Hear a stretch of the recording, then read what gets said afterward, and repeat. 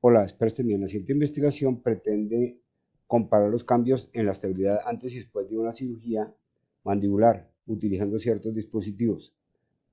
En esta base de datos hay que estudiar si las variables continuas presentan una distribución normal, pero están condicionadas a dos vías: una, tipo de fijación o dispositivo usado, y dos, periodo.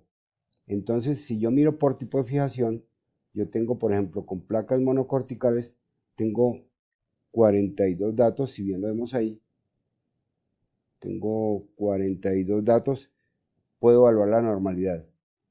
Con placas y tornillos bicorticales, tengo 18 datos, puedo evaluar la normalidad, aunque no son homogéneas. Y con tornillos bicorticales, no tengo sino 4 datos, y de los cuales son 2 y 2. Esto hace que no tengan normalidad porque, pues, obviamente por el teorema de Aira, el teorema de Aira requiere que al menos haya 7 datos para empezar a evaluar la normalidad. Entonces, vamos a hacer una nova a dos vías, pero en datos no paramétricos, porque estos datos ya de por sí son no paramétricos.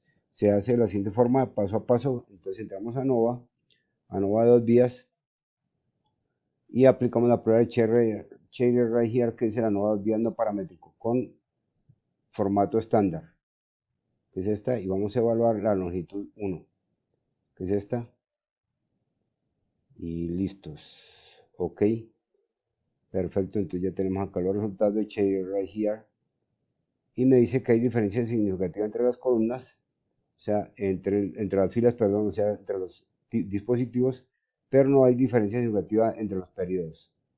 Bueno, o sea que los dispositivos sí implican diferencia en el paciente. Básicamente en los resultados se presenta lo siguiente. Entonces, por ángulo, no se presentaron diferencias significativas entre los dispositivos y los periodos. Por longitud del cuerpo mandibular, por Gonion y Yarabak, hubo diferencia significativa a nivel de fijación. ¿Y dónde estuvo la diferencia? Aquí hay una diferencia de 4 unidades milímetros, en milímetros, sí, perdón, usando los tornillos bicorticales, mientras que hubo menos de 1 milímetro de diferencia a nivel de monocorticales y planos bicorticales. Igual se analizan los demás. Acá hubo 3 milímetros, lo cual es bastante grande comparado con estos dos. Acá la diferencia fue con este, que fue menor con placas monocorticales. Las placas y tornillos bicorticales y los tornillos bicorticales no presentan diferencia. Los que presentaron diferencia fueron las placas monocorticales, y a nivel de la longitud mandibular de SN, la diferencia estuvo nuevamente con los tornillos bicorticales.